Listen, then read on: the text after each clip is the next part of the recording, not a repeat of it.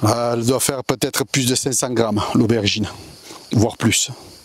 Là, une tomate et une deuxième. Bon, je les taille au sécateur. Pour l'instant, elles ne sont pas encore repiquées. Hop, ou 4 ou 5. Voilà. Je vais dire, c'est des très belles tomates. La greffe, le point de greffe, alors j'ai greffé en fente. Donc on voit la pince qui tient la greffe. Ici, c'est un greffon. Et la dernière.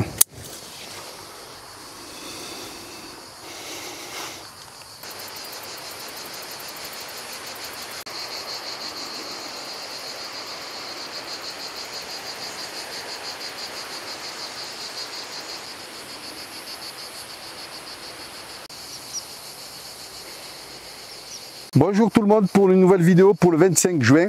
Donc je vais parler de l'oignon. Donc j'ai dû replanter comme j'avais expliqué l'oignon. Et là je vais vous montrer comment je fais pour travailler la terre, aérer le sol. Donc ce que je fais, donc je prends ici, je rascle. Donc en même temps je nettoie l'herbe. Ça facilite le fait qu'il y a moins d'humidité. Parce que s'il y a trop d'humidité, je chope le mildiou. Donc voilà, ce qu'il y a là, c'est du mildiou. Donc ce que je fais, je bute, on va dire, les oignons pour que le bulbe puisse prendre du volume une fois que le sol et la terre est aérée. Donc je pars d'ici, donc je rascle.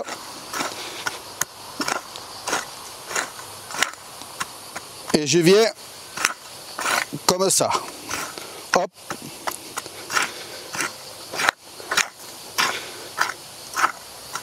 Voilà, c'est un peu humide. Voilà, je ramène la terre de ce côté. Voilà, je décompacte le sol. Voilà l'oignon que j'ai planté au mois de mars. Alors ce qui est arrivé, comme j'ai dit, on a beau pour faire tout comme il faut. Et si le temps ne l'accompagne pas, eh bien, ça ne marche pas, ça ne fonctionne pas. Et au mois de mars, ce qui s'est passé, trop d'humidité, donc il y a eu trop d'eau, impossible de rentrer.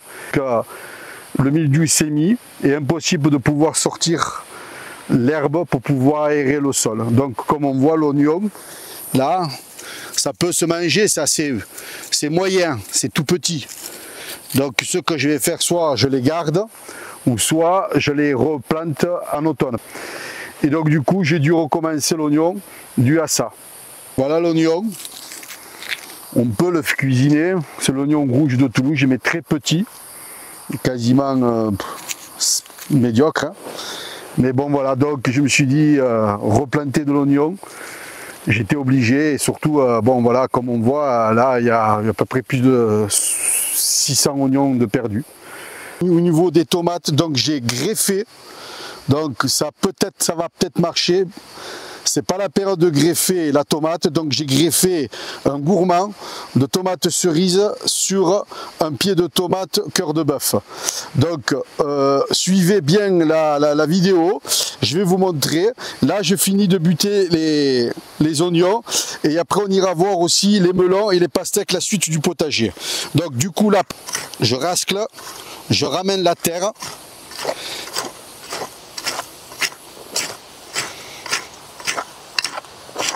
Alors le but de faire ça, travailler le sol pour l'aérer, pour que le bulbe prenne du volume.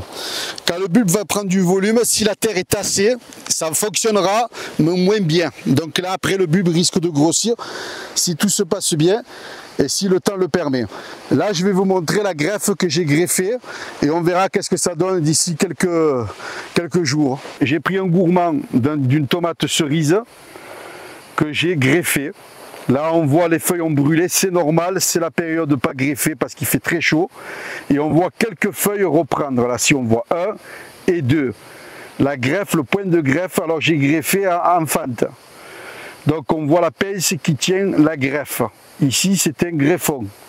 Donc on verra la suite. Le but de faire ça, c'est d'essayer de voir si j'ai de la tomate cerise sur le même pied de tomate où il y a la cœur de bœuf. Voir plus tard si ça fonctionne. Voilà les tomates cerises. Donc j'ai eu des commentaires en disant que ça se taille pas. Moi je les taille parce que voilà, donc du coup comme j'avais expliqué que s'il y a trop de feuilles, le pied ne respire pas. Donc moi au niveau de tomates cerises, j'en ai largement assez. J'ai des grosses grappes. D'ailleurs je vais en cueillir 2 ou 3. Hop, hop, ou 4 ou 5. Voilà, je vais dire, c'est des très belles tomates et assez grosses. Voilà, comme on voit les jolies grappes, tout à longueur. Et j'en ai largement assez. Hein. Bon voilà, après, chacun voit comme il veut. Hein. Tout le monde est libre, soit de laisser les gourmands ou pas. Moi, je les enlève. Voilà. Donc peut-être que ça peut pas plaire à tout le monde, mais moi je les enlève. Là, pareil au niveau des tomates cerises.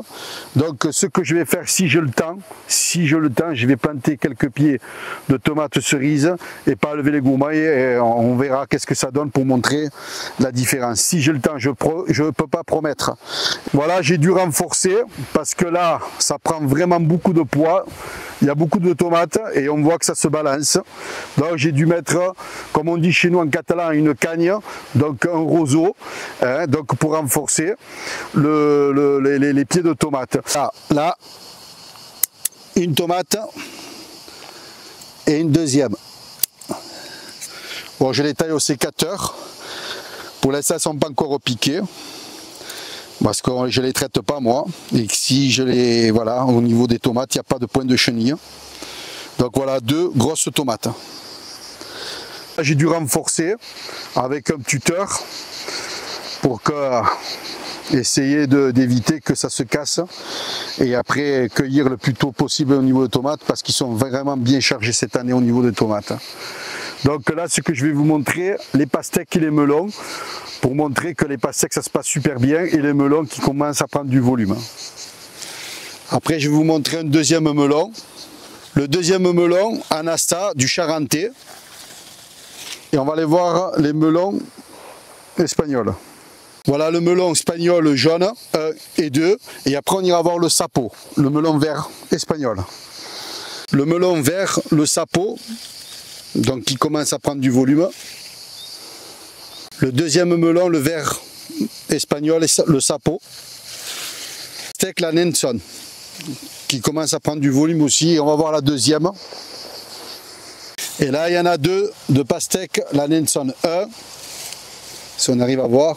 Et la deuxième ici, et la troisième là.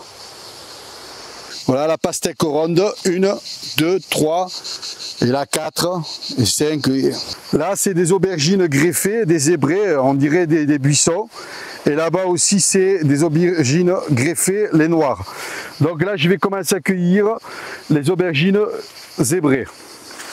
Moi, j'enlève pas les gourmands au niveau des aubergines. Je l'ai déjà eu fait. Là, c'est un gourmand, comme on voit, où il y a mon doigt. On peut les enlever. Il y en a qui les enlèvent, chacun à sa méthode. Là, je vais commencer à cueillir une belle aubergine.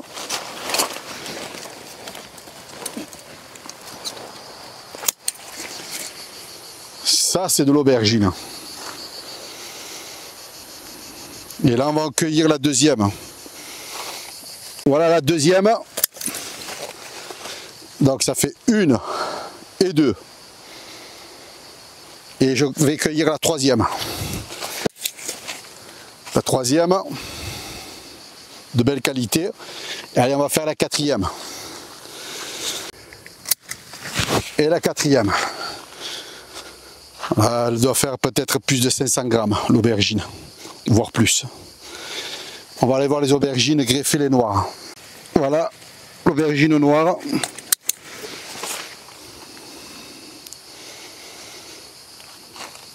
Et là, je laisse encore prendre du volume au niveau des aubergines. Là. Donc celle-là commence à prendre une couleur et commence à faire de la semence, non de la graine, donc il faut de suite la cueillir.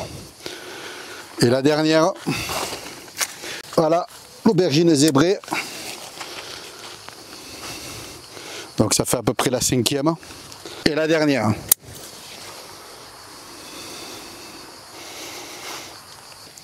Un, le deuxième. Et on va cueillir un concombre.